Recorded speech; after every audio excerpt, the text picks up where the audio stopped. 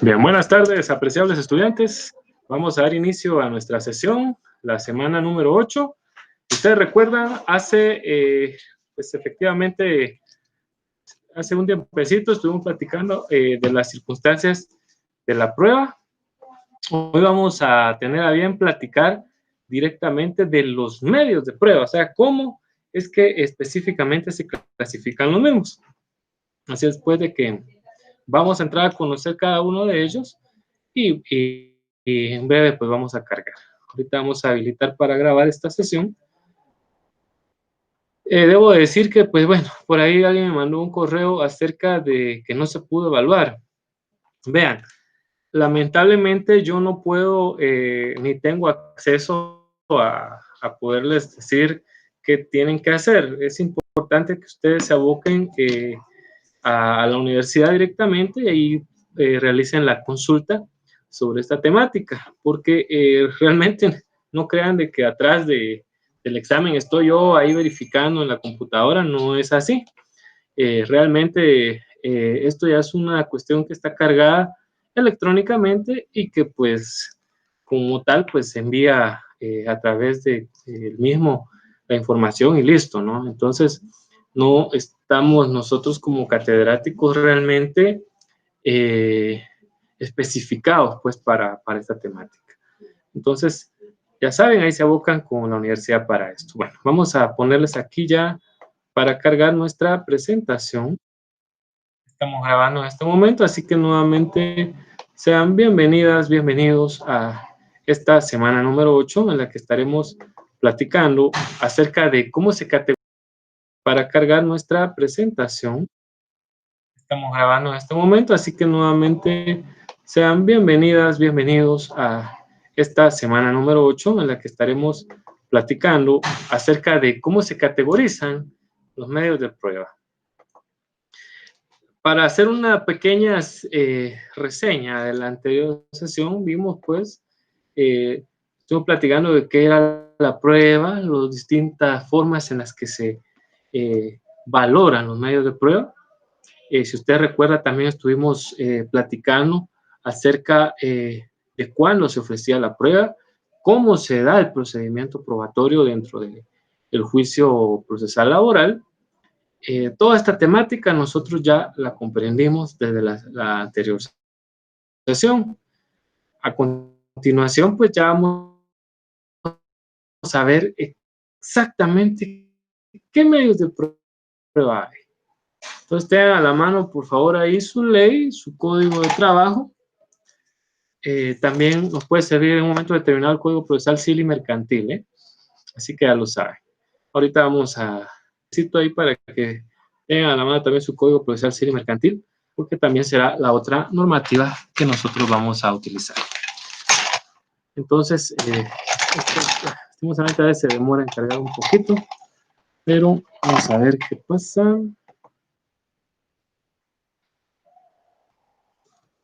Bueno, unos segundos, ahí está. Entonces, de los medios de prueba en esta sección número 8. Vamos a tener a bien ver el objetivo. Que ustedes enlisten los distintos medios de prueba pertinentes, por supuesto, a lo que nos atañe, que es el proceso laboral, y vamos a comprender también qué son las presunciones. Aparecen dentro de los medios de prueba, pero yo debo decir que no son medios de prueba. Eso tengámoslo nada más en cuenta, Bien, entonces ya supimos qué es la prueba. Ahora entendamos los medios, porque la prueba no solo es una. Hay distintos medios para poder ofrecer prueba dentro del proceso ordinario laboral. Entonces, vamos a definirlo acá. Recordémonos que si algo me gusta a mí, no es que solo memoricemos y ya las definiciones, sino que entendamos qué es lo que estamos diciendo. Porque si usted dice son herramientas que pueden proponerse dentro del juicio ordinario laboral siempre y cuando haya sido ofrecido en su momento procesal oportuno, eso es la definición. Y se me quedó. Pero al momento de que a mí se me olvide una letrita, cuando yo memorizo, se me olvidó todo.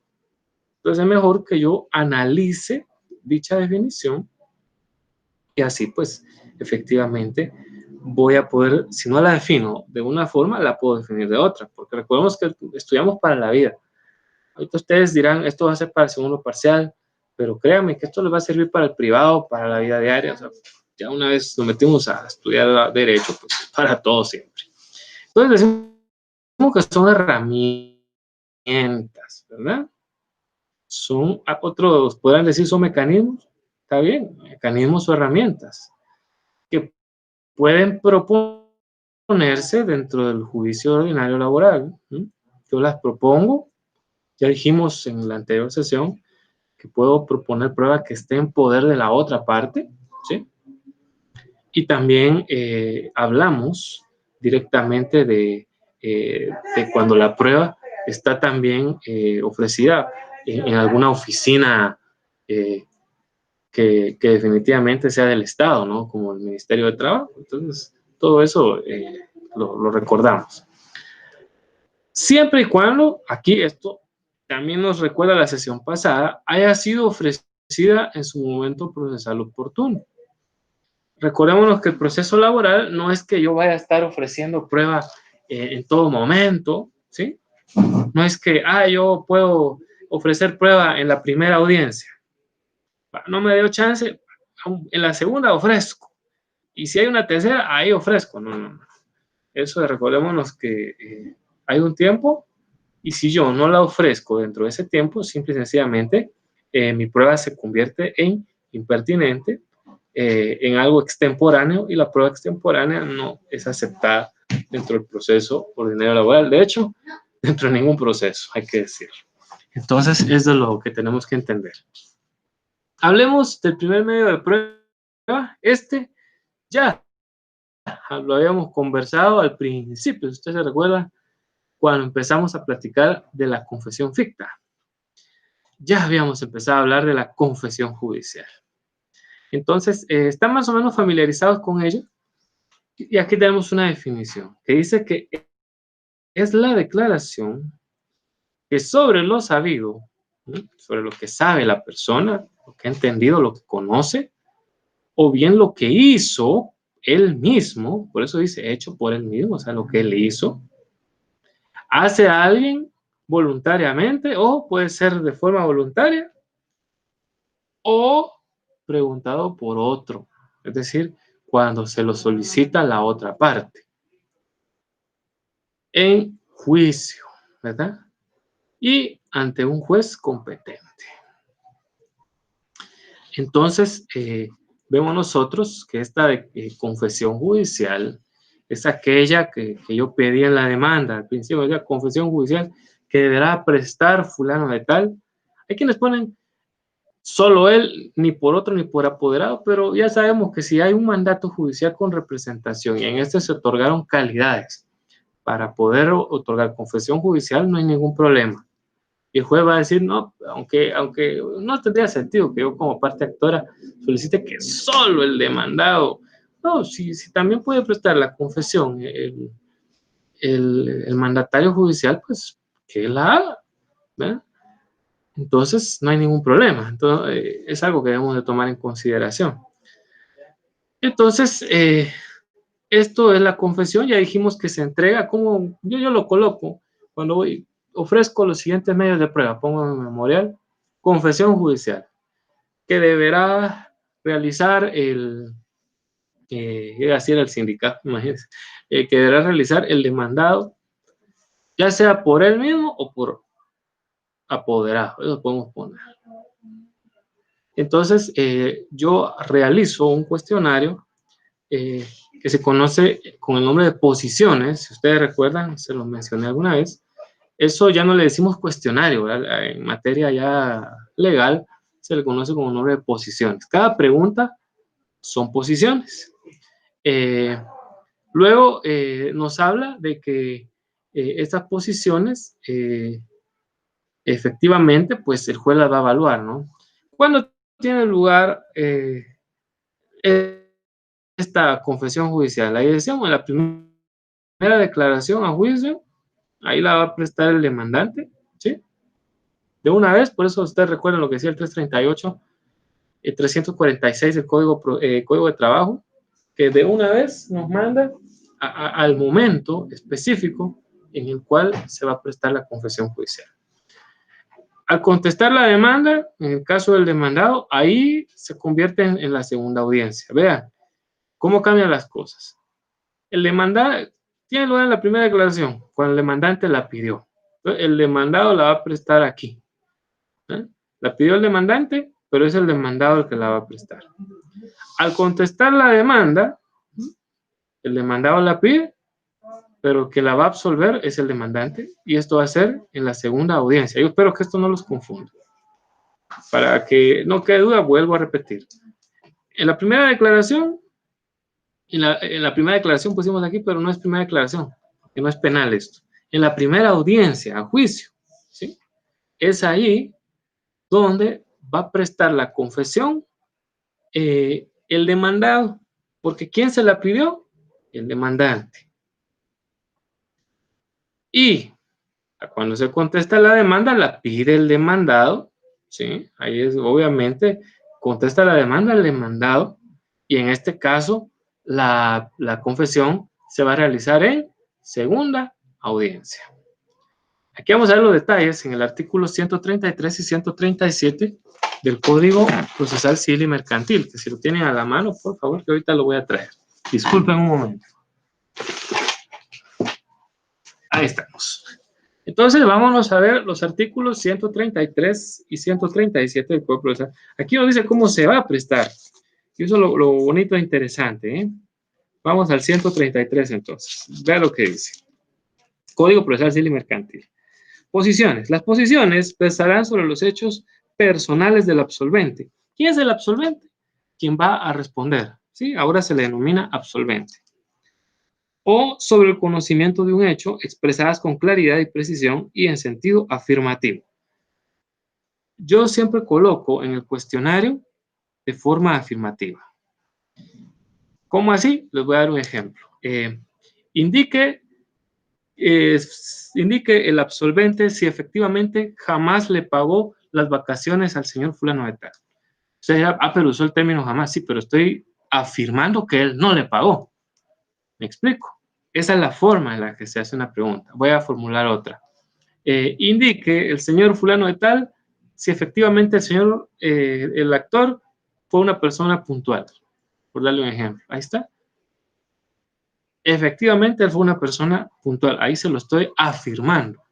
¿Por qué se hace en sentido afirmativo? Recuerden que si la otra parte no llega a prestar confesión judicial, se tiene por confeso de manera ficta, ¿eh? Entonces la confesión ficta va en beneficio. Entonces por eso es de que se realizan así. En sentido afirmativo. Dice, cada posición debe versar sobre un solo hecho. Dos hechos pueden comprenderse en una misma pregunta cuando estén íntimamente relacionados. El juez califica. Si usted pone dos preguntas iguales, el juez va a decir, esta pasa, esta no. Él es el que va a decidir. Entonces, eso, yo meto mis posiciones dentro de un sobre, esos de Manila, y a ese sobre se le llama aplica. Ya ahí va sellado y todo esto. Entonces, ese se lo hago llegar al señor juez. Esa es la forma. Perdón. El 134 dice, el obligado a declarar lo hará con arreglo con la siguiente fórmula. Esto es lo que le dice el juez. Vea, prometéis, bueno, ya no se utiliza prometéis, promete bajo juramento decir la verdad en lo que fuera preguntado y contestará así bajo juramento, dice la ley. Prometo decir la verdad. A continuación, se hará saber la pena relativa al delito de perjurio. Aquí es perjurio, no falso testimonio. Ya vamos a ver en qué momento es falso testimonio. Entonces el juez le dice, se le advierte que está bajo juramento. Y en caso de faltar a la verdad, se le certificará lo conducente por el delito de perjurio. Pero tiene que decir la verdad. Esa es una de las situaciones de cómo se da la situación. Entonces, vea lo que dice, sigamos leyendo. A continuación, se le hará saber la pena del perjurio. Recibió el juramento, el juez abrirá la plica y calificará las preguntas dirigiéndose las que reúnan los requisitos del artículo anterior, lo que yo les decía. Si hay unas que son repetidas, el juez va a eliminar una, si hay otra que no tiene nada que ver con lo que está preguntando, el juez la elimina, ¿verdad? Entonces, ahí lo hace el juez, a eso se le conoce como la calificación. Entonces, son de las situaciones que vale la pena tomar. Luego, el artículo 135 nos habla de la forma de la respuesta. Dice, contestadas deberá ser afirmativas o negativas. y el que las podrá agregar las explicaciones que estime convenientes a las que el juez pida. Es decir, pregunta, diga si efectivamente usted no le pagó al señor fulano de tal su indemnización. Es que fíjese que no. Responda, le va a decir. El juez le va a decir, no, usted no me diga que fíjese. ¿Le pagó o no le pagó? No. Ahora sí explique por qué no. ¿Eh? Usted tiene que preparar también a la persona. Tiene que decir sí, no y después por qué.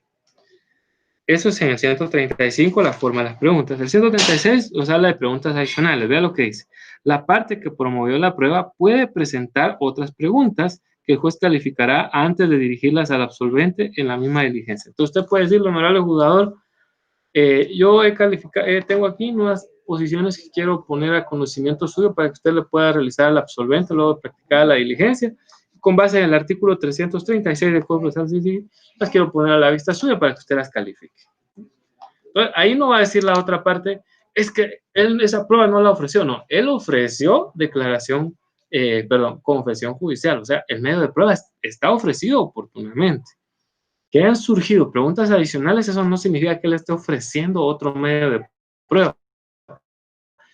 El medio de prueba se llama confesión judicial y las preguntas están en una plica y las que puedan surgir dentro de la audiencia yo las apunto en un papel.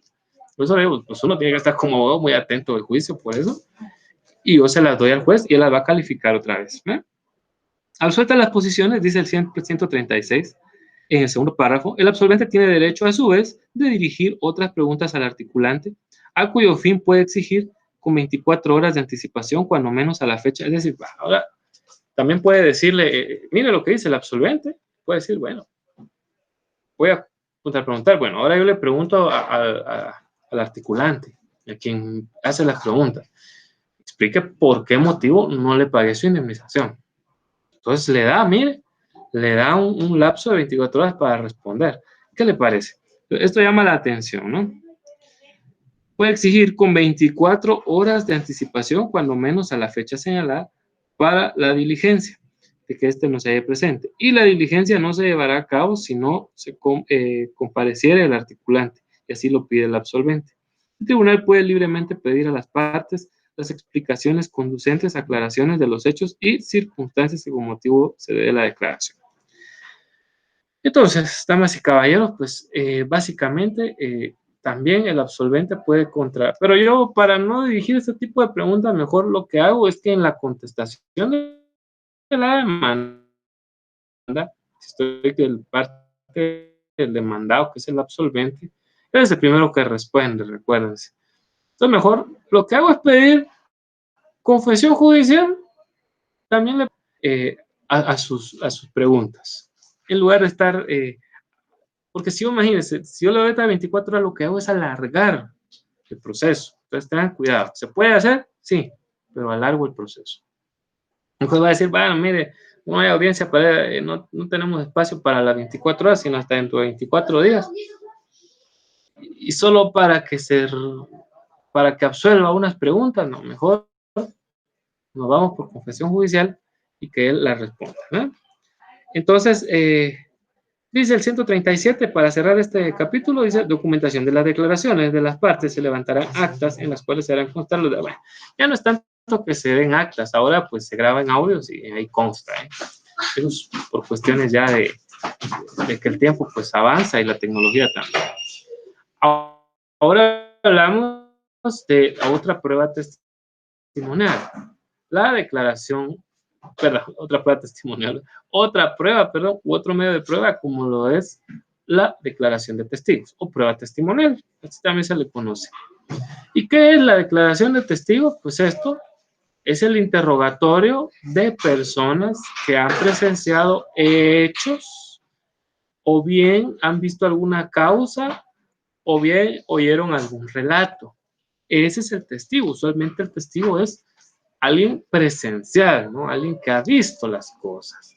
Entonces, hay quienes dicen, bueno, testigo referencial que escuchó por ahí alguna situación, ¿verdad? Esa también podría ser otra de las situaciones. Entonces, debemos de tomar en cuenta, bueno, cómo se clasifica el testigo. Al final, no vamos a entrar a ese detalle, eso es más de civil. en materia laboral, pues lo que tenemos que tomar en cuenta es que son testigos todos y no importa si son presenciales o si son referenciales. Al final, pues eso es lo que nosotros tenemos que ver, es que haya una certeza ahí. Lo relacionado con la declaración de testigos, vamos a ver aspectos desde el artículo 347 del Código de Trabajo, 347 del Código de Trabajo, al 351. No todos los artículos nos van a servir, pero sí vamos a leer lo más oportuno. Mire el 347. Estos son unos aspectos bien importantes. Dice, las partes pueden ofrecer hasta 4 testigos sobre cada uno de los hechos que pretendan establecer. Ojo, no está diciendo el 347 que solo 4 testigos y no más. No, no. 4 testigos por hecho que se pretenda establecer. Es decir, si hay un testigo de que el patrono insultó y trató mal al trabajador, ya hay hasta 4, ofrezco los 4. Pero si aparte yo tengo que presentar más testigos de que el patrono dijo, yo a usted no le voy a pagar absolutamente nada de horas extras.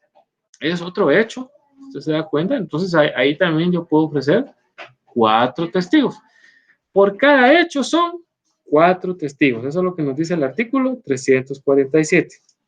El 348 nos habla de que todos los habitantes de la República, fíjense bien, habitantes, ¿ya?, tienen la obligación de concurrir a ser testigo. Habitantes nos habla también de nacionales, que somos nosotros, y extranjeros, ellos también están habitando acá. El 349 dice que cuando haya de recibir declaración de testigos fuera de la localidad donde se esté haciendo el tribunal, el juez, después de contestar la demanda y con audiencia de las partes contrarias, haciéndole saber día y hora para la diligencia, podrá comisionar a otro o a un juez de inferior categoría, aunque no sea de la jurisdicción privativa de trabajo. No puede moverse el juez aquí y resulta que la declaración testimonial va a ser prestada hasta allá en Chicacao, allá en Suchitepec. El juez puede venir y solicitarle a un juez de paz, por así decir, que por favor tome la declaración testimonial de dicho testigo. Eso es lo que nos dice el 349. El 350 nos habla de que los patronos están obligados a permitir que sus trabajadores concurran a prestar los testimonios. Y nada, estar ahí, pero hay encargo que diga esto y esto, ¿no? Lo que nos dice la ley. El 351 nos habla de algo muy importante, como lo es la tacha de los testigos. La tacha de testigos es cuando ese testigo no puede declarar. Ya vamos a ver el Código Procesal Civil y Mercantil, porque esto está más relacionado con este artículo que está ahorita poniéndolo acá el cursor, con su aptitud, tiene que ver la tacha. Pero dice que la tacha de testigos no interrumpe el trámite del juicio. Es decir, bueno, se tacharon 3 testigos, sigamos con los demás, sigamos con el resto del juicio. No hay motivo para decir, bueno, señor juez, entonces solicito que se interrumpa la audiencia. ¿Por qué? Entonces sigue diciendo el segundo párrafo del 351. Se admitirá dentro de las 24 horas siguientes a la declaración de que se trate y la prueba se hará establecer, se recibirá en la propia audiencia o en la inmediata que se señale para la recepción de pruebas en juicio o en auto para mejor proveer. Ya vamos a hablar luego del auto para mejor proveer. Si se hubiera agotado la recepción de esta prueba. No es causa de la tacha de testigo la subordinación del testigo derivada del contrato de trabajo, pero sí lo será si el testigo ejerce funciones de dirección, de representación o de confianza en la empresa de que se trate, si fuere propuesta por esta. A ver, ¿qué significa esto que acabamos de leer? Bien, el patrón no puede ofrecer testigos, ¿no? Yo tengo testigos, varios de sus compañeros vieron cuando fue al revés, él me insultó a mí, entonces yo los presento.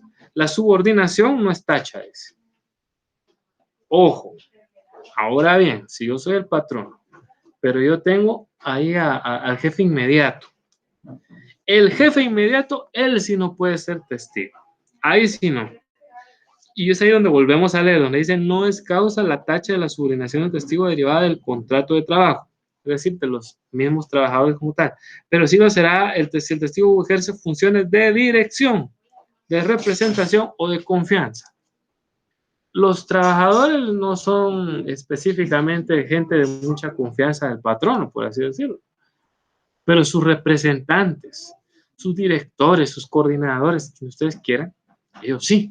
Y entonces ellos sí tienen tacha. Entonces, si usted observa que la otra parte está ofreciendo que va a prestar declaración testimonial, el señor fulano de tal, usted puede decir, objetar esa prueba y decir, honorable juez, yo objeto esta prueba toda vez de que el señor fulano de tal ejerce cargo de dirección. Él fue presentado como mi jefe inmediato, entonces él, según el artículo 351, no puede prestar declaración testimonial, tiene tacha. Bueno, vamos a terminar de ver el resto de las cosas con la tacha que dice el artículo 143, esta vez del Código Procesal Civil y Mercantil, y nos dice, puede ser admitida a declarar como testigo cualquier persona que haya cumplido 16 años. Bueno, 143 nos habla de la aptitud, perdón, yo estoy errado. La aptitud es el 143, desde los 16 añitos para arriba. Y ahí sí tiene sentido, lo que en un momento determinado dijimos, si ustedes recuerdan,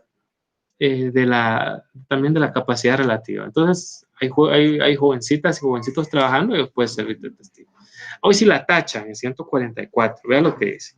Testigos inhábiles.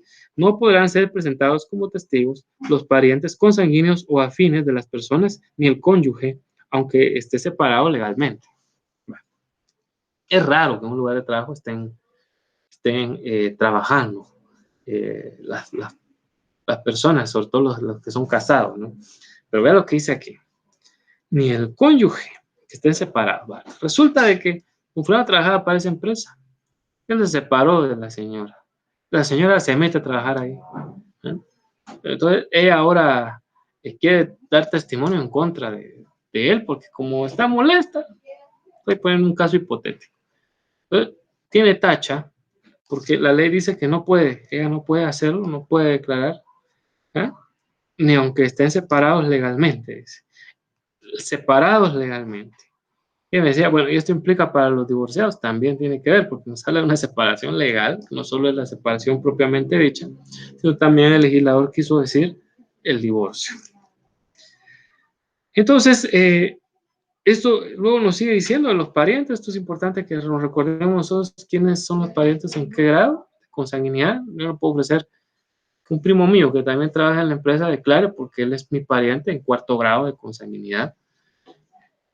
Perdón, ni un mi tío, que es en 3er grado, menos un hermano mío que es en 2º grado, ¿verdad? Entonces a eso se refiere.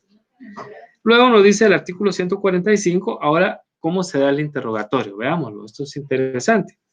Dice, la parte que proponga la prueba de testimonial presentará en la solicitud del interrogatorio respectivo, debiendo las preguntas ser claras y precisas.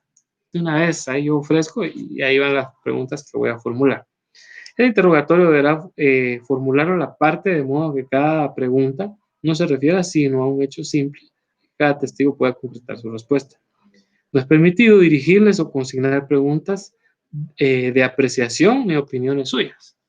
Es decir, no está bien preguntarle al testigo, ¿y usted qué hubiera hecho? Y si usted en mi lugar, eso no puede hacerse, ¿verdad?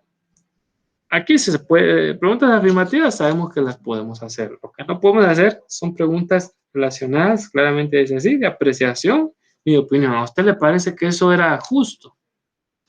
Porque no podemos, y si la otra parte pregunta así, dirá usted, objete. Objeción, señor juez. Ese tipo de preguntas no se pueden realizar. ¿Por qué? La ley dice que no se pueden hacer preguntas relacionadas con opiniones. Si usted le está diciendo, ¿y usted cree que eso fue bueno? Ese tipo de preguntas no se puede hacer. Solo de decir, ¿usted vio que el señor fulano de tal le pagó al señor tal cosa? Sí, vi. ¿Le pagó su indemnización? No. ¿Nos puede explicar qué escuchó usted de por qué no le pagó? Esto no le puedo decir, ¿y usted cree que estuvo bien que no le pagara? Ese tipo de preguntas sí ya no. Luego, sigue diciendo, otro artículo interesante, el 149, vea lo que dice. Los testigos declararán bajo juramento prestado en la misma forma que establece el artículo 134. Las respuestas que den se sentarán en presencia literal y sin abreviaturas, pudiendo ellos mismos escribirlas o dictarlas. Bueno, O si no, la respuesta no será necesario transcribir las preguntas en el acta, bastando que se respondan ya nada más. Ya esto de acta ya era muy atrás, ¿no? Ahora ya sabemos que es por medio de audios. Entonces, eso queda ahí efectivamente anotado. En el 150 nos habla de las consultas. Dice, no se permitirá al testigo leer ningún papel escrito para contestar. Eso es importante que lo tengan en cuenta porque en algún momento determinado dice alguien, ay, pero es que no me recuerdo, ¿me deja sacar un papel? El juez le va a decir, no. Y si usted observa que la persona, bien, ahorita le digo qué era, saca un papel y el juez no le dice nada, usted objeta.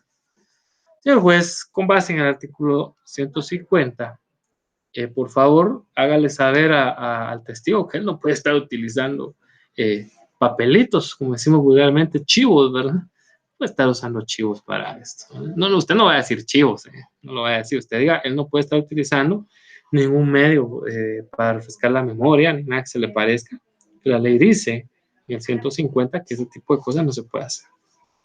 El 151 nos habla de las repreguntas. Vea lo que dice, esto es bien interesante. Las repreguntas que se formulen al testigo deben versar sobre los hechos relatados por el testigo y se dirigirán inmediatamente que conteste al interrogatorio. Si se preguntare antes de la diligencia, quedará en el tribunal bajo reserva. Es decir, uno está hablando la persona y ahí yo le hago la pregunta, el juez reserva. Si dice, respóndala o digan, mire, este no es el momento, ¿verdad?, de realizar las preguntas. Deje que él termine de hablar primero, que eso es lo que pasa realmente. Termina de exponer el testigo todo, lo que a él le consta, y después uno ya hace las preguntas.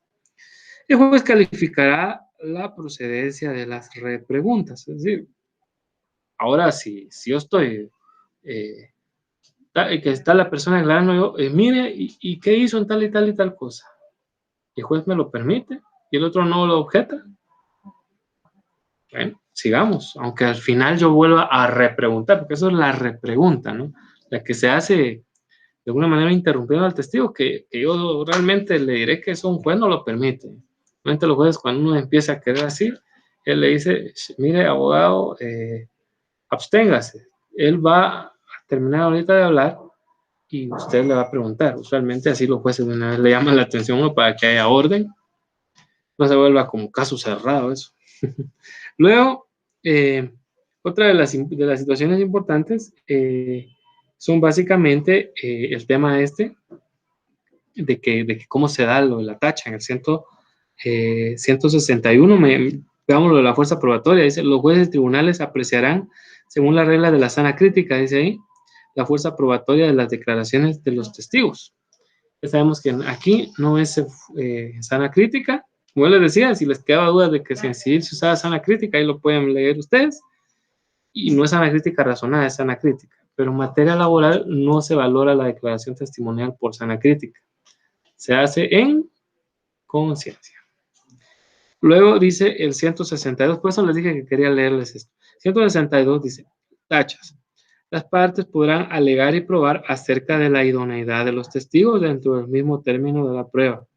El juez apreciará, según la regla de la sana crítica, sería en conciencia, las circunstancias y motivos conducentes y corroborar o disminuir la fuerza de sus declaraciones en la sentencia, juntamente con lo principal. Aquí vemos nosotros esta situación, ¿verdad? El juez valora y él es el que dirá qué situación va a otorgar ante las respuestas que estén dando las partes. Luego,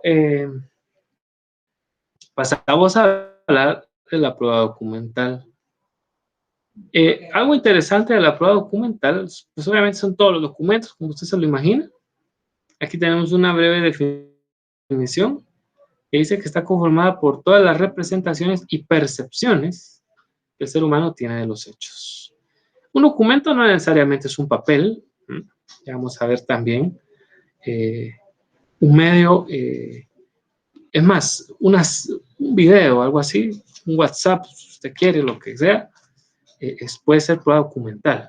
Ojo con eso. Además existe una ley para el reconocimiento de las comunicaciones y firmas electrónicas. Y ojo, una comunicación electrónica, prueba documental. También dice el artículo 30 de esa ley que les acabo de decir, no, ese es el 11. El artículo 11 de la ley de las comunicaciones electrónicas que tienen valor legal y se admitirán como prueba en juicio. Entonces, imagínense. Eso es a lo que se refiere, por eso habla de percepciones, ¿no? Porque también un WhatsApp es una comunicación, es que es una percepción, algo que se lo perciben los sentidos. Hablemos de las clases de documentos. Ojo, no estamos hablando ahorita de cómo se clasifica la prueba documental, pero sí cómo se clasifican los documentos. Mucho cuidado si a usted en el privado le van a preguntar así. ¿Cómo se clasifican los documentos? Y usted empieza a decir prueba documental genérica. No, no. En los documentos. Bueno, todos los documentos se clasifican en públicos y privados. Públicos no se llaman así porque todo el mundo los puede ver. No, no. Los documentos públicos se refieren básicamente a todos aquellos otorgados por personas que tienen fe pública. Los notarios, nosotros, cualquier documento que hagamos en escritura pública es un documento público. También los que prevengan o certificaciones que vengan del Estado, que fue pública administrativa, esos son los llamados documentos públicos. Y los privados, que son todos aquellos que van a estar en poder de las partes, pues. Yo aquí tengo los vouchers de los depósitos, por así decirlo, es un documento privado. Eso es a lo que se refiere, ¿eh? Luego, hablamos de las modalidades de la prueba documental. Ahora sí, ¿cómo puede ser la prueba documental? Ya sabemos cómo se clasifican los documentos. Ahora veamos las modalidades de prueba documental, que no es lo mismo. Bien, hablemos de la prueba documental genérica, o sea, general, ¿verdad? Y por eso dice que son todos los documentos que se encuentren en poder de las partes. Si yo soy el actor, normalmente es el trabajador. ¿Qué documentos puedo presentar yo? La copia del contrato individual de trabajo, prueba genérica, ¿sí? La carta donde lo despidieron de forma directa e injustificada. También es un documento genérico, que se encuentra el poder del actor en este caso, ¿sí? Seguimos con la clasificación. La exhibición de documentos. Esto, vea, voy a regresar. ¿Cómo no es lo mismo la prueba documental genérica que está en poder de cada uno? ¿Mm? Eso es algo, aquí lo que yo tengo, eso es prueba documental genérica, y así la tengo que clasificar yo en mi memorial. Miren, no tenemos la rigidez de derecho civil, en civil sí, en laboral no tenemos esa rigidez, pero es muy elegante que uno como abogado se las clasifique al juez de esa forma. Prueba documental. Usted ya ofreció, dijimos primero declaración judicial, que deberá prestar. Número 2, prueba documental, genérica, y ya usted pone, ¿verdad? Como copia del contrato individual de trabajo. Hace ver, cuando uno ofrece copias, hace ver que el original se encuentra en poder de la otra parte. Se le quede, ¿verdad? Obviamente, el contrato individual de trabajo, que es una copia, entonces se supone que el patrono tiene el verdadero. Yo no tengo contrato de trabajo. Yo pido que esa prueba que está en poder de él la presente, esa es genérica. Recuerde que también puedo ofrecer prueba que está en poder de la otra parte, eso nos lo decía el artículo 345 del Código de Trabajo. Está la exhibición de documentos, esto se le impone a la parte demandada normalmente, ¿no? Y pueden ser libros, planillas, etcétera. Ahí está.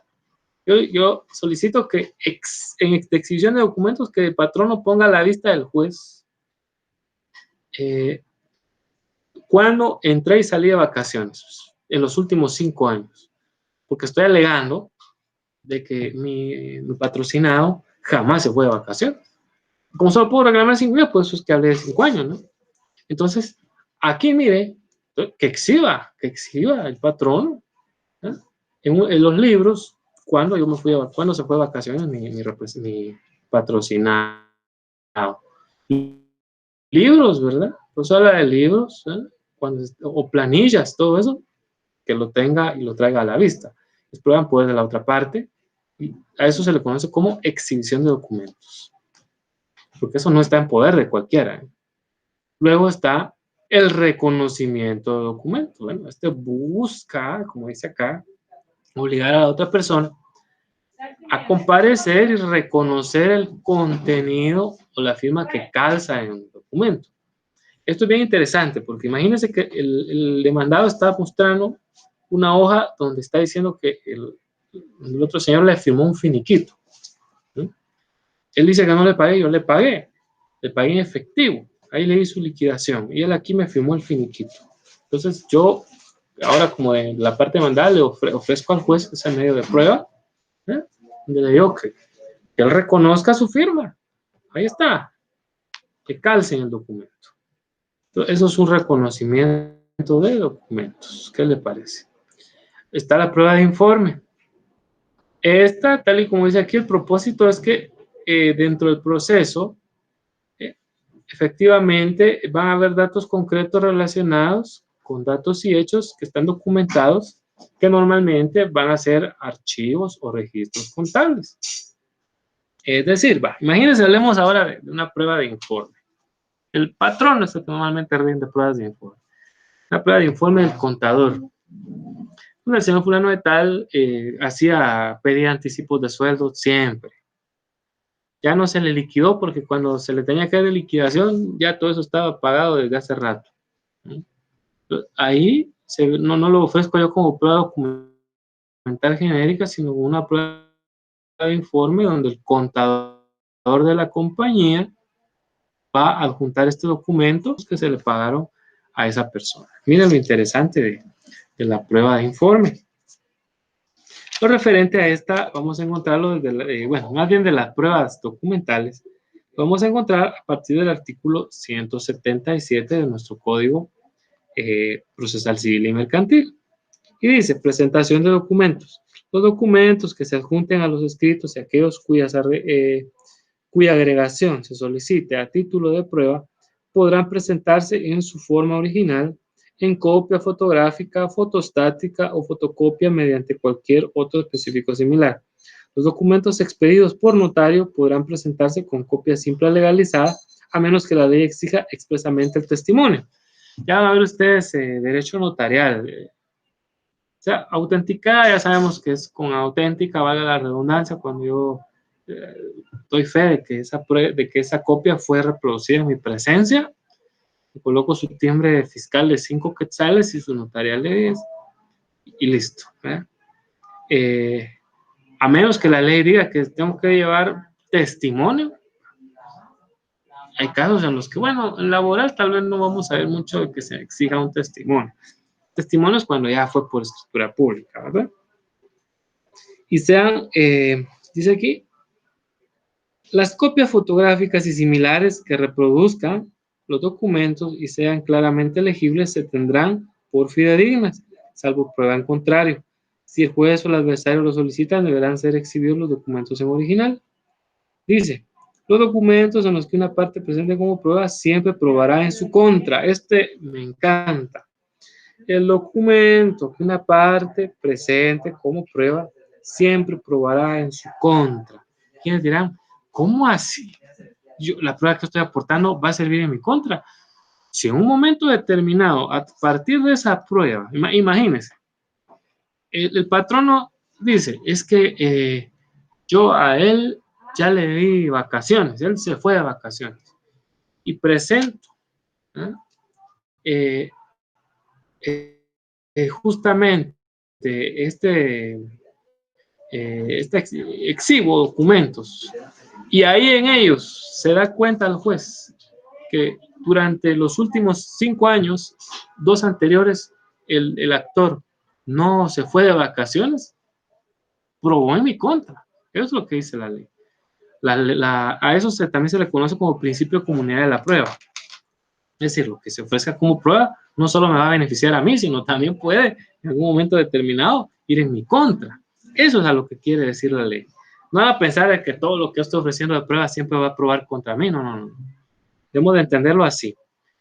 Prueba que me sirve, pero que en un momento determinado puede ser en mi contra. Entonces, imagínense, voy a presentar, despedí a una mujer, el patrono despidió a una mujer en estado de embarazo. Y él viene y es que ella no me dijo que está embarazada. Y en medio de los documentos que lleva, cuando realiza la exhibición de documentos, ahí se va la carta o va la prueba de embarazo de la señora. Al momento de exhibir ese documento, en contra de quién probó y quién lo presentó, ¿verdad? Es lo que nos trata de decir. Por eso les quería leer este artículo para que también no lo vayamos a malentender, ¿no? En cuanto a la prueba en la contra. Bueno, entonces, luego, otro de los artículos que llama poderosamente la atención es lo que nos dice, vamos a ver, el 182. Veamos el 182, porque esto es algo de lo que se ve mucho en laboral. Dice, la parte que se deba servirse de un documento que, según su manifestación, se halle en poder de su adversario, deberá presentar copia del mismo o, cuando menos, los datos que conozca acerca de su contenido. En laboral, ya sabemos que el contrato individual de trabajo, ese se le imputa al patrono porque sí. Pero yo quiero que el patrono presente, porque él aduce que despidió a mi patrocinado porque llegaba siempre tarde. Pues yo ofrezco prueba en poder que está como él, porque él es el que tiene los libros de registro de entrada y salida del trabajador. Es así de sencillo. Entonces, eso es lo que yo debo hacer. ¿Va? Si no tengo copia, referencia. Solamente me basta con que yo coloque libros de ingreso y salida de la institución. Eso es todo. ¿Verdad? El artículo 183 nos habla de los informes. Pasémonos ahí, rapidito, que nos dice informes. El juez de oficio o a solicitud de parte puede pedir a cualquier oficina pública o institución bancaria la información adscrita relativas a actos o documentos de dichas oficinas que sea necesario incorporar al proceso. Así como se da este informe, que aquí lo hizo el contador, también puede pedir el juez de oficio. Mira, ahí lo dice muy bonito, ¿no? De oficio o a solicitud de la otra parte. A solicitud si yo se lo puse ya sea en la demanda o en la contestación de la demanda, o el juez de oficio puede decirle a la Inspección General del Trabajo, bueno, usted dice que él se ausentaba del trabajo, entonces que mandó los reportes a la Inspección General de Trabajo, entonces solicita al juez ese informe a la Inspección General de Trabajo con los reportes que esta persona no se presentaba.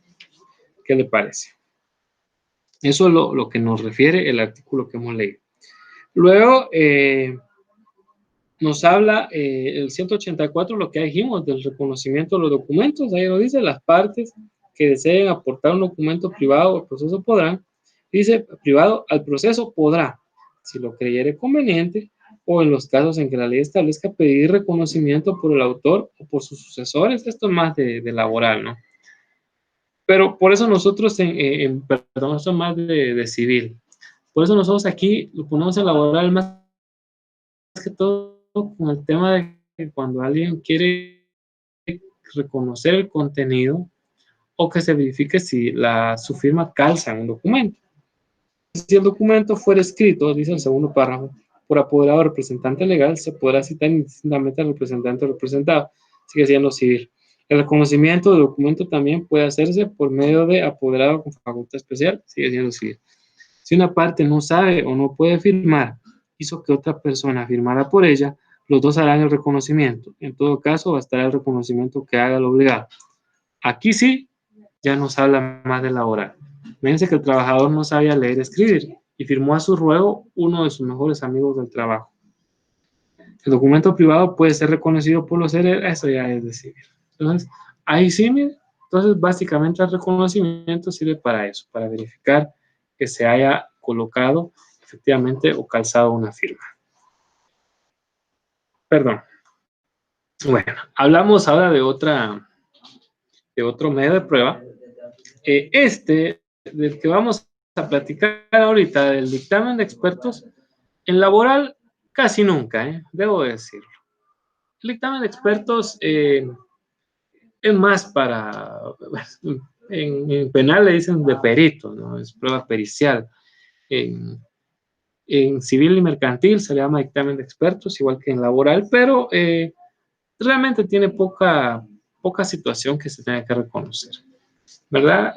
Solamente, volvemos al tema, si el trabajador dice, ellos van a decir que yo les firmé algo, pero yo nunca firmé nada, entonces yo voy a pedir un experto en grafología y todo, pues diga efectivamente si esa firma que está en tal documento, pues efectivamente corresponde a la persona. Ahí sí valdría un dictamen de un experto. Entonces dice, constituye prueba propuesta por las partes a requerir a personas que poseen un conocimiento especializado sobre una materia. ¿Ya? Hay que decir, ¿qué quiere decir eso? No porque el experto diga que a su juicio esa firma sí es de la persona o no es de la persona, eso no le diga al juez, ya con eso, bueno, porque me dijo el experto que esa no era su firma, entonces yo le creo al experto. No es así. Entonces, no es vinculante para el juez. ¿Qué le parece? Lo vamos a ir leyendo en nuestra ley. Empezamos ahí, esto está desde el artículo 164 al 171. Vamos a ver. Primero dice el artículo 164, dictamen de expertos. Las partes, quienes estén interesados, rendirá prueba de expertos, expresarán su solicitud con claridad y precisión, los puntos sobre los cuales deberá versar el dictamen. En este caso, si es de una firma, el juez oirá por 2 días a la otra parte, pudiendo ésta adherirse a la solicitud, agregando nuevos puntos o impugnando los propuestos. Puedo impugnar, después audiencia para decirme si no me opongo, no, esto es más el procesal civil y mercantil. En el artículo 165 dice que cada parte designará un experto y el juez un tercero para el caso de discordia. Cuando cada uno dice, yo voy a mostrar que él sí firmó y yo que no firmó, el juez, fíjese bien, en este caso, llama a un tercero en discordia, a no ser, dice que los interesados se pusieron de acuerdo respecto al nombramiento de uno solo, que eso nunca va a suceder. ¿No? Que diga, no, ¿por qué? Porque uno va a desconfiar del otro. Pero bueno, la ley dice eso. Entonces, la designación de expertos en cada parte deberá ser al proponerse la prueba. Ya sabemos en qué momento se propone la prueba. Y al contestar la audiencia, ya sabemos en qué momento. A qué se refiere el párrafo segundo del artículo anterior. En caso contrario, el juez hará los nombramientos de oficio. El juez dictará resolución teniendo por nombrados a los expertos designados a las partes y a su vez nombrará al que haya de actuar como tercero. Aclaro que cuando el juez designa al famoso tercero, las partes deben de pagarle a él de forma alícuota, ¿no? Dice que si los dos lo van a decir, pues que venga un tercero en discordia, pues que la pague. A veces se entra en ese debate porque resulta que una parte pidió prueba de expertos y el otro no. No, yo no pedí prueba de tercero, me opuse a que se hubiera prueba de expertos. Entonces, ¿quién deberá correr con los gastos de la prueba? El que la solicitó. Dice, aceptación y recusación de los expertos, del artículo 166. Nos dice, dentro de los 5 días de notificado de los expertos, se aceptarán personalmente el cargo, en cuya oportunidad el juez se lo discernirá.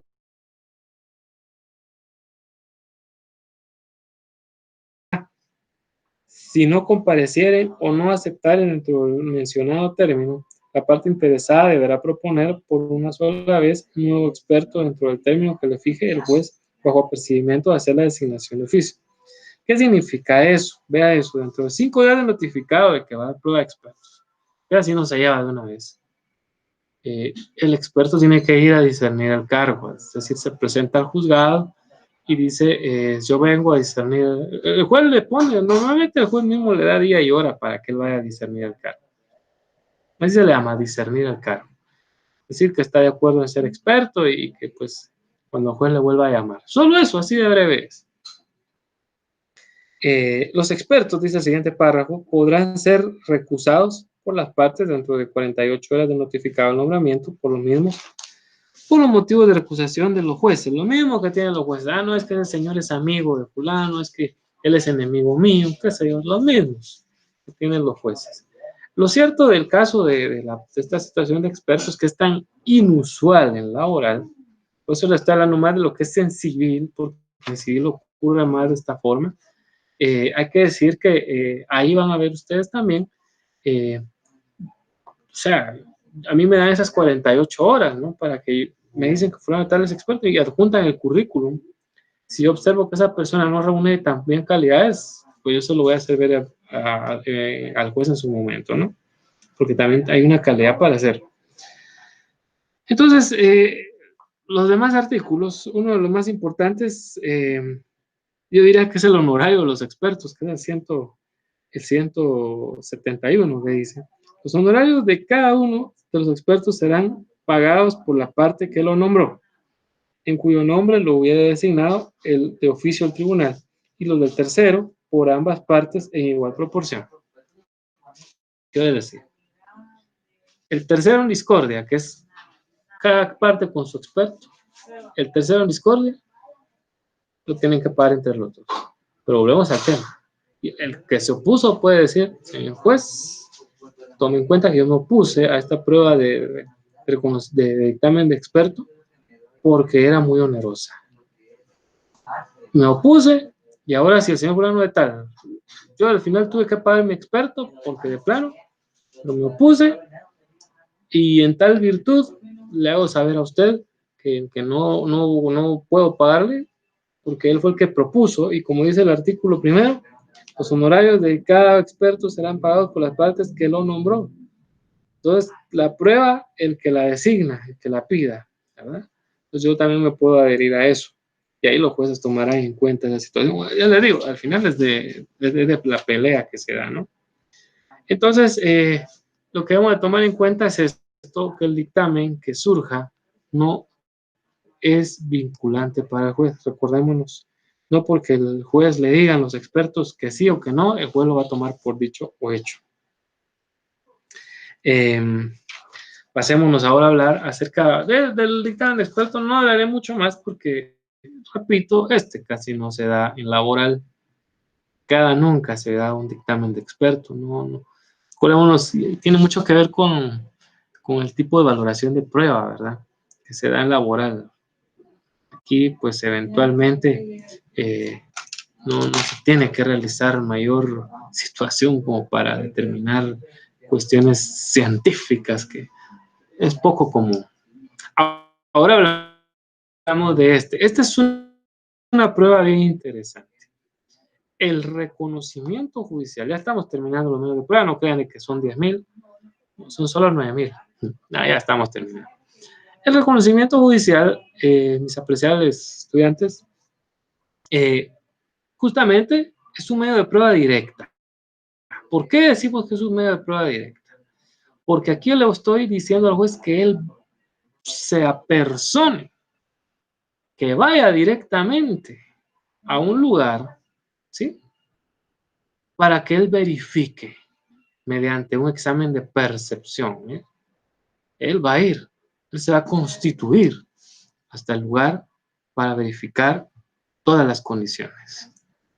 Entonces, debo decir, este es el único medio de prueba que se puede solicitar espontáneamente. El reconocimiento judicial no necesita ofrecerse desde un principio, porque eso le quitaría, como quien dice, el factor sorpresa. Es la única prueba, ojo, que se les quede, recuerden, es la única prueba que se puede pedir dentro de la audiencia. La única, que no es necesario que yo la pida desde un principio. Usted dirá, pero ¿por qué no me mencionó eso antes? Por no hacer los bolas. Ahora que ustedes ya conocieron que toda la demás prueba yo la ofrezco antes, entonces nos queda claro que el reconocimiento judicial es el único, como voy a solicitar al juez que él vaya a ver un lugar, y si yo la ofrezco, prácticamente estoy con tal motivo anunciándole y la otra parte se va a preparar. Imagínense, yo tuve que dijera el trabajador, ¿por qué yo tomé la situación de despido indirecto en esta empresa donde yo trabajaba? Todos andan sin mascarillas, no hay alcohol en gel, los baños están hechos un desastre, el patrono a todos los tiene pegados uno a la par del otro, entonces solicitó el reconocimiento judicial y el juez se constituye, pues. Eso se le llama in loco, ¿verdad? O sea, va al local, va hasta el lugar de los hechos a verificar. Esta prueba es bien interesante, el reconocimiento judicial. Es una prueba de percepción, decimos que. Bien, veamos, esta no tiene, no es tan extensa. A partir del artículo 172 dice. Y por eso vea lo que dice el artículo 172. Ahí está el fundamento legal de lo que yo estoy diciendo. En cualquier momento del proceso, hasta antes del día de la vista, bueno, aquí sería, obviamente, hasta antes de la última audiencia, que puede ser una tercera, podrá el juez de oficio o a petición de parte practicar reconocimiento judicial. También podrá hacerlo en diligencia para mejor fallar. Ya hablaremos de ese auto para mejor fallar. Entonces ya vimos, la única prueba que la ley permite que se pueda solicitar en cualquier momento antes de que ya el juez esté para irse. O sea, en laboral tenemos hasta un máximo de 3 audiencias, hasta en esa tercera todavía se puede pedir. En diligencias para mejor fallar, ya hablaremos del auto para mejor fallar en su momento. Para que ahorita no nos vamos a meter a Honduras, estamos en Guatemala. Entonces, definitivamente, vamos a ver nosotros que le podemos decir al juez, señor juez, usted se la puedo pagar desde la primera audiencia, desde ahí. Usted se da cuenta, señor juez, yo quisiera, con todo respeto, solicito reconocimiento judicial en el lugar donde trabajaba para que usted pueda verificar las condiciones de insalubridad y de riesgo en las que se encuentran los trabajadores. Entonces, en ese momentito el juez puede decir, bueno, vámonos. Veamos lo que sigue diciendo la ley en el artículo 173. Objeto de reconocimiento. Pueden ser objeto de reconocimiento las personas, se me olvidaba también las personas, lugares y cosas que interesen al proceso.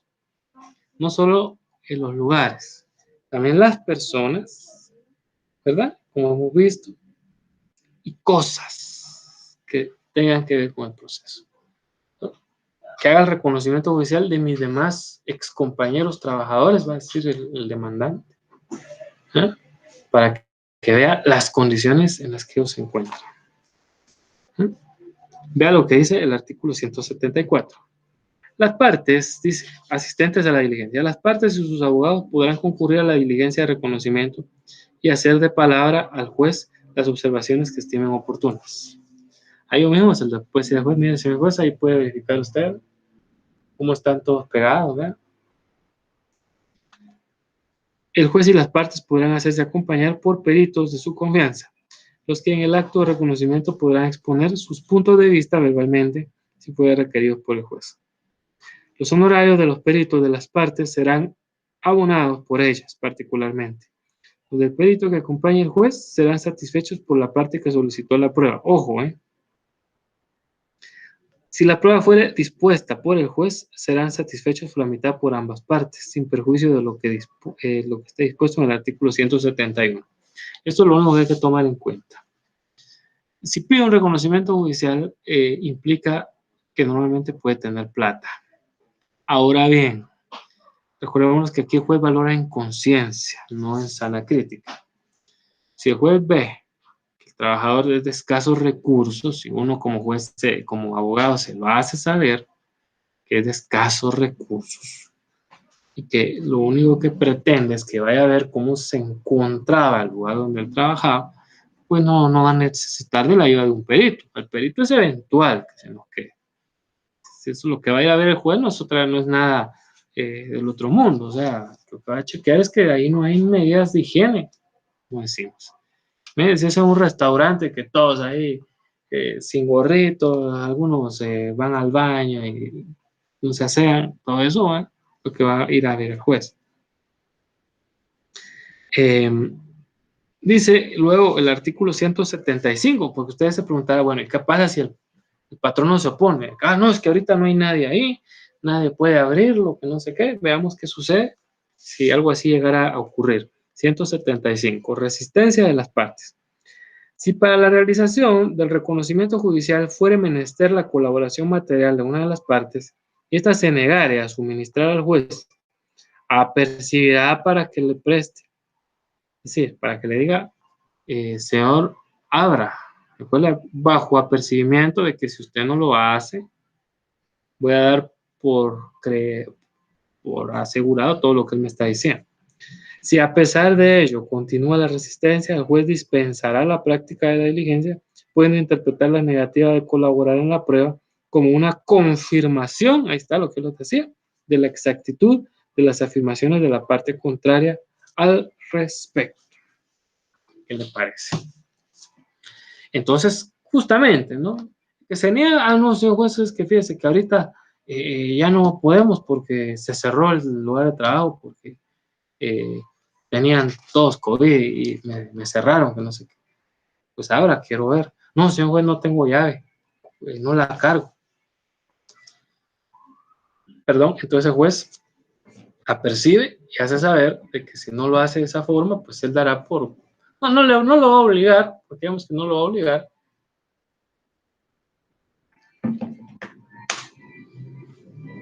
Pero sí va a creer lo que dijo quien propuso el reconocimiento judicial. Eso es la importancia que tiene que se realice esta situación. ¿Los reconocimientos judiciales ocurren en el laboral? Sí, estos son más comunes. ¿Eh? Prácticamente todas las pruebas que hemos hablado se dan mucho en laboral. La que menos es este dictamen de expertos, porque no es un proceso en el que amerite mucho que hayan personas de gran conocimiento para ver cosas que son muy evidentes. Recuerden que el laboral verdaderamente es un proceso sencillo, es bien fácil. Bien, ahora hablemos de las presunciones legales y humanas. ¿A quiénes las ponen dentro de los medios de prueba? Pero no son medios de prueba. Ya, y ahorita vamos a ver por qué no son medios de prueba. Una presunción, ¿qué es presumir? ¿Verdad? Se lo voy a poner como una situación. Bueno, aquí tenemos, de hecho, la definición. Bueno, si quieren la definimos y después doy el ejemplo. Dice que constituyen el resultado de la apreciación mental y lógica del juzgador en relación a los diversos indicios que pueden presentarse dentro del proceso. Ahí está. Si a ustedes le llegan a decir, es que fíjate que tu mejor amigo anda hablando mal de vos, chisme, ¿no? Tu mejor amiga anda hablando mal a tus espaldas. Y si esa persona empieza en su mente a presumir, dice, pues qué tan chismosa es mi amiga. Cuando estoy con ella no es chismosa. Entonces esto no es cierto. Esa es mi apreciación, es lo que yo presumo. Ahora si yo sé, esta sí es chismosa porque nos pasamos chismeando siempre. Entonces seguro que está hablando a mis espaldas. Ahí está. Entonces, es una apreciación mental y lógica. Por eso le digo, medio de prueba no es. Por si acaso ustedes lo encuentran en literatura o incluso dentro del programa aparecen las presunciones como medio de prueba. Pero yo no ofrezco las presunciones como medio de prueba. Sí las ofrezco, pero no como medio de prueba. Después de que ya enlisté todos mis medios de prueba, ya sabemos cuáles son, yo coloco presunciones legales y humanas que se deriven dentro del proceso. Yo así le digo al juez, o sea, señor juez, también lo que usted presuma. Yo les puedo exponer todo, también lo que usted deduzca. Vaya. Pero ya nos dimos cuenta que hay dos tipos de presunciones. Una legal, ¿no? Es la que deviene de la norma, de la ley, y otra que el juez va a presumir humanamente. Entonces, entendamos cuáles son cuáles. Primero hablemos de las presunciones legales, y aquí aparece, las mencionamos como las primeras, que son las legales. Estas las van a encontrar, en latín les dicen presunciones iuris et de iuris. Repito, iuris et de iuris. Qué bonito el latín, ¿verdad? presunciones legales. Y como lo dice acá, vea, son aquellas que la ley establece. ¿Ah? ¿Qué acaba de decirme la ley? Si dentro de un reconocimiento judicial la otra persona se niega a abrir el lugar, ¿qué dice la ley? Que el juez tomará como ciertas las afirmaciones del que pidió. Ahí está. Entonces es una presunción legal, ¿verdad? Estableció. ¿Y porque el derecho no se prueba? ¿O se prueba el derecho? No, ¿verdad? Yo tengo que probarle al juez, señor juez, yo le ofrezco como medio de prueba el artículo 171. Eso no. Yo no tengo que probarle nunca al juez la ley. Está ahí listo. Dispensan de toda prueba a lo favorecido por ella. Ya la ley dice. Ya la ley le está diciendo a usted, señor juez, en el artículo 175, que puede interpretar la negativa a colaborar en la prueba como una confirmación de la exactitud de las afirmaciones de la parte contraria al respecto. Esa es una presunción legal, mis apreciables estudiantes, ¿verdad? Esa es una típica en laboral. ¿Quién tiene la obligación de presentar siempre o que siempre está como responsable de la prueba del contrato individual de trabajo? Ya la respuesta ya la saben, ¿verdad? El patrón, ¿verdad? Eso nos lo dice el Código de Trabajo. Y veamos pues lo que dice el Código de Trabajo en el 29, el 30, perdón. Dice, la prueba plena del contrato escrito solo puede hacerse en el documento respectivo. La falta de este o la omisión de alguno de sus requisitos debe imputarse siempre al patrón. Ahí lo dice el 30. Eso es una presunción legal. Señor juez, yo ganaba 5,000 quetzales, ¿qué hay? El patrón, no, en el contrato menos. ¿Y dónde está el contrato? A saber, se me perdieron todos. ¿Usted dio aviso a la Inspección General de Trabajo? No, fíjese que no, ya no me dio tiempo. Sí, pues. ¿Qué tiene que decir el juez? La presunción legal, a mí me dice la ley, ¿no? Por presunción legal, que esto yo se lo tengo que imputar a usted, ¿verdad? Usted que es el patrón. ¿Me explico? Esas son las presunciones legales, las que por ley ya se presumen. Por eso son iures et de iures. Lo dice la ley. Y por eso dispensan. No es necesario ofrecer pruebas para presumir una situación legal. Eso no. ¿Verdad? Se presume legalmente. Entonces, por eso le digo, las presunciones legales, le digo al juez, que se deriven de la resistencia de las partes si él se niega a... Eso se lo puedo decir al juez. Mire, hagamos reconocimiento legal, señor juez, y respetuosamente ante usted ofrezco también las presunciones legales de conformidad con lo que establece el artículo 175 de la resistencia que él tenga de no realizar la visita al lugar referido de trabajo. Ahí está. Ahí dice, ¿se recuerdan? Que la otra parte le puede hacer al juez solicitud, se lo puedo hacer ver. Se me olvidó colocarla en ese ratito, le digo, señor juez, las presunciones legales aquí son claras. Bueno, hay legales y humanas también, ¿verdad? Porque ahí el juez no solo va a tener presunciones legales, sino también humanas. Ahorita vamos a ver a qué nos referimos. Pero principalmente esa es una presunción legal porque lo dice la ley, ¿verdad?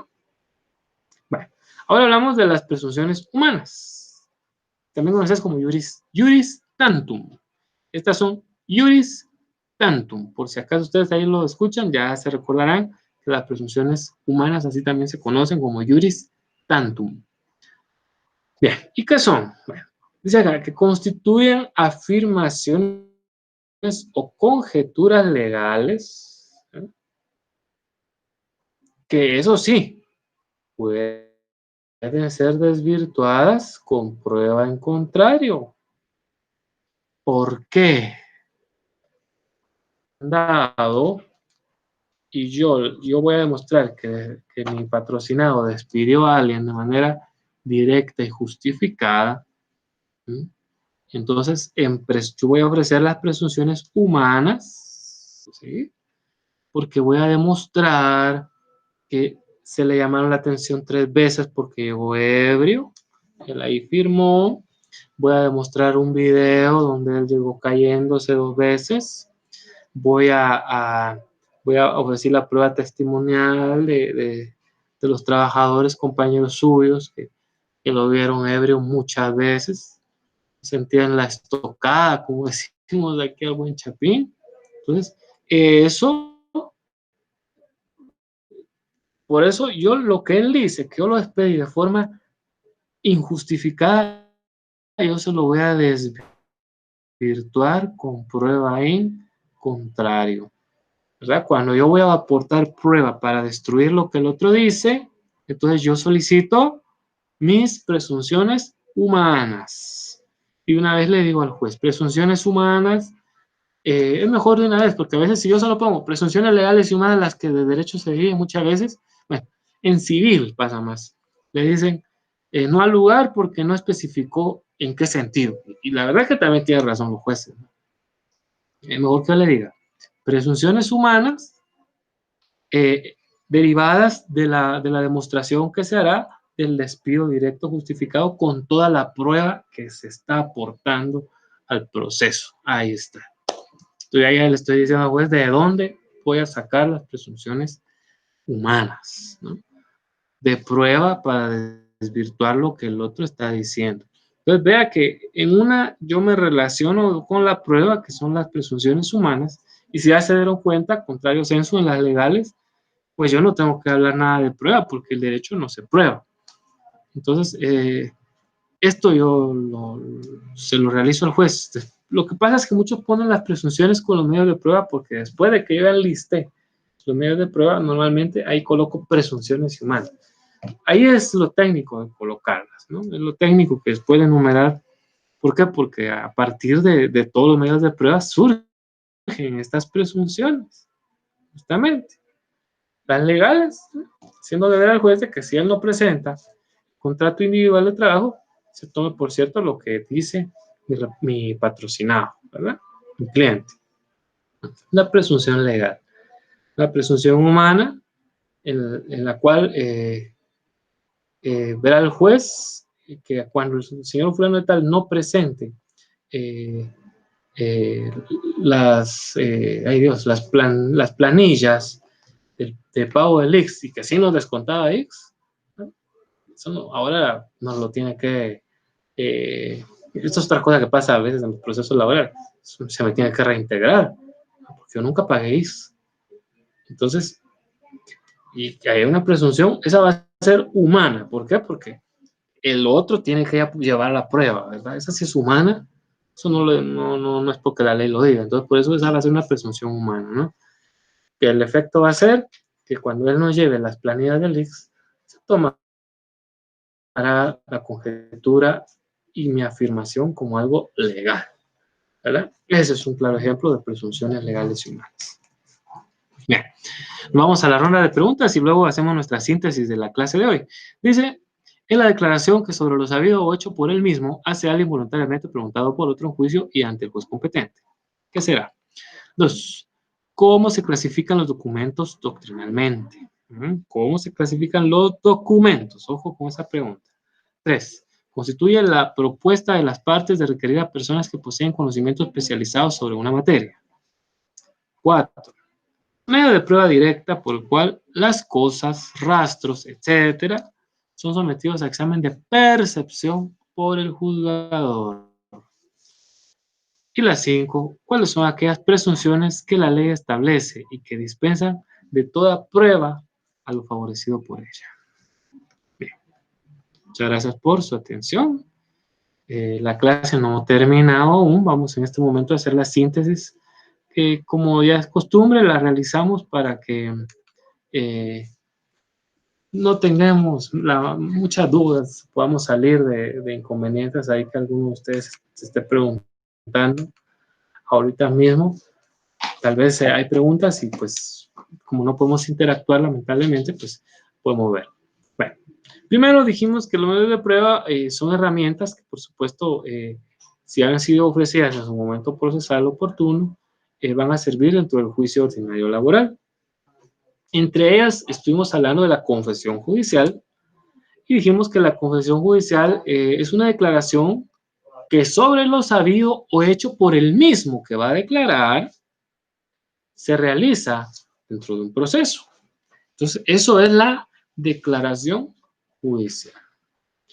Las dos partes pueden pedir confesión judicial, no declaración, perdón. Confesión judicial, la respuesta es sí. El actor la pide normalmente en la demanda y le manda al juez ahí, la aplica, una sola hojita, esa no se la tiene que mandar al otro porque eso es como que anunciarle, ¿verdad? Lo que tiene que responder, no, se la manda solo al juez, ahí va su plica, con las posiciones que ustedes recordarán se van colocando de manera afirmativa y pues se absolverán al momento de que se esté practicando la diligencia. Y si yo soy el demandado y también pido la confesión judicial, pues normalmente yo la solicito al contestar la demanda. Y la confesión normalmente se realiza en la siguiente audiencia, no en esa. A menos que haya mucho tiempo libre y que pues por el principio de economía procesal y de concentración, pues se practique la diligencia, pero bueno, eso es raras veces, hay que decirlo. Vimos que la confesión judicial, cuando no se presta, trae como consecuencia la confesión ficta, si usted se recuerda. Eso ya lo vimos en su momento. Luego estuvimos hablando de la declaración de testigos o prueba testimonial. Estuvimos viendo pues, que el interrogatorio, de igual forma, se califican preguntas. El juez tiene que ver que las son aptas para poder declarar a todos los habitantes de la República. Solo se necesita tener 16 años cumplidos de edad para poder ser ofrecido como testigo. Y que pues eso es la aptitud que nos hablaba el artículo 143 del Código Procesal Civil y Mercantil, y que también los testigos tienen tacha cuando son parientes dentro de los grados de ley o también por afinidad, es decir, suegras, suegros, cuñados, los cónyuges, y de los cónyuges, ojo, aún tienen tacha, aunque estén separados, sobre todo diría alguien, ¿verdad? Si están separados, tienen tacha. Entonces ellos no pueden. Vimos que lo más de testigos que se pueden ofrecer por cada hecho, por cada cosa que se quiera probar son 4. Luego hablamos de la prueba documental, pudimos ver que esto pues está conformada por percepción de todos los documentos, no solo lo que está en el papel, también los electrónicos son documentos. Y vimos que los documentos se clasifican doctrinalmente en públicos y privados. Públicos, quienes hacen fe pública los hacemos, y privados, los que están en poder de cualquiera y los hace cualquiera. Ahí vimos modalidades de la prueba, estaba la documental genérica, que son todos los documentos que tengan las partes. La exhibición de documentos, que son aquellos que van a ser puestos a la vista del juez para que él verifique. Está el reconocimiento de documentos, donde van a verificar que un papel donde aparezca una firma sea la de esa persona normalmente. También hay prueba de informe, cuando se solicita a una persona, puede ser el contador, puede ser un médico o algo así, que informe de cómo estaba, qué sé yo, el estado de salud de alguien o incluso, por supuesto, si estaba pidiendo muchos anticipos o que todo se pagó desde mucho antes, qué sé yo, cosas así por el estilo, al contador, ¿verdad? Que el informe lo entrega, no es que él se presente, no, es documental, va en un documento y ahí va escrito todo eso. También estuvimos hablando acerca del dictamen de expertos, una prueba muy poco común en materia laboral, recuérdense. El dictamen de expertos pues realmente lo van a venir a realizar personas que son justamente expertos en una ciencia, en una arte, en una profesión, ¿no?, específica. Entonces, los dictámenes de expertos en materia laboral no son vinculantes. Esto significa que no porque el juez va a conocerlos, él los va a tomar por válidos, ¿no? Eso es una de las situaciones. También pudimos ver que cuando lo piden las dos partes, pues el juez nombra a un tercero en discordia, él es el del juzgado y ahí lo tienen que pagar ambas partes. Surge la pugna, en materia laboral se da más cuando uno se opone y el otro lo ofrece. Entonces, el tercero en discordia, ¿quién lo paga? Normalmente lo termina pagando el que ofreció la prueba.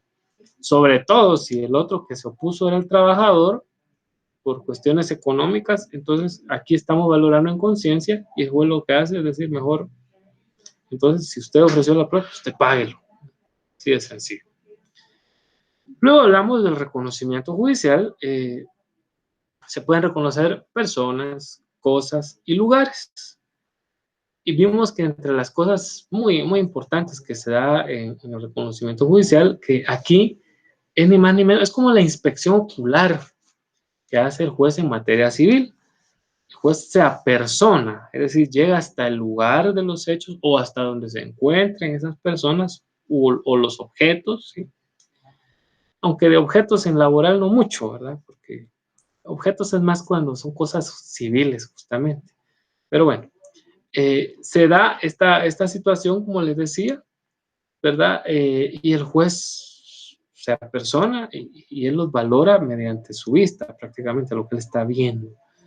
¿Qué pasa? Vimos también si había resistencia por parte de uno de los que estaba allí, que dijera, disculpe, señor juez, pero es que no le puedo dar entrada porque fíjese que no tengo llaves, o yo se las di a fulano, y entonces el juez la percibe, que si no colabora, se tomará por cierto lo que diga la otra parte, y pues son de las circunstancias que se piden. Entonces, esos son los 5 medios de prueba: declaración judicial, prueba testimonial, dictamen de expertos, reconocimiento judicial.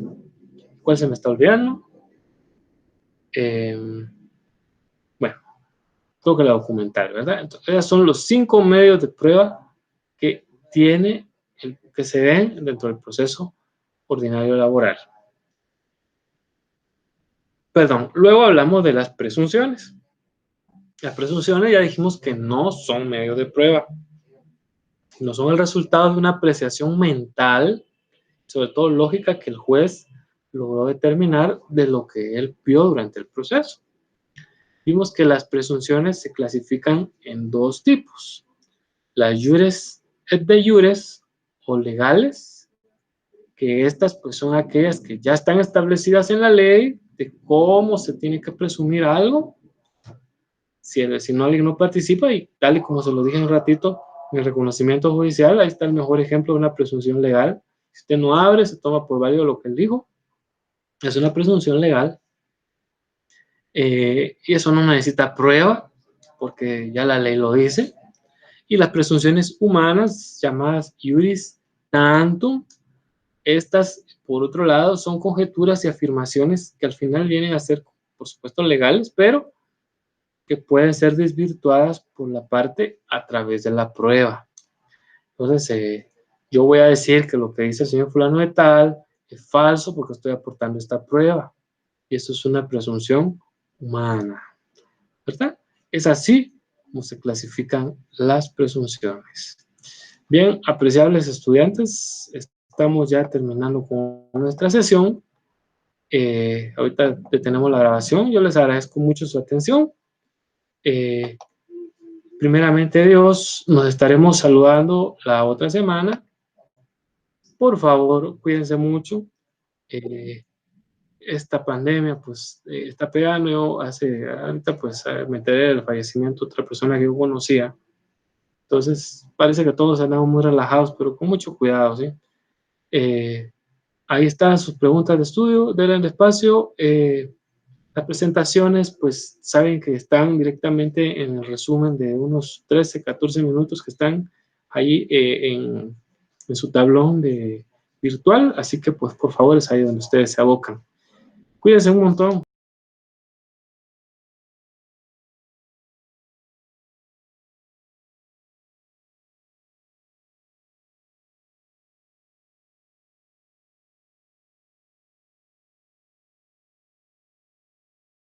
Muy buenas tardes.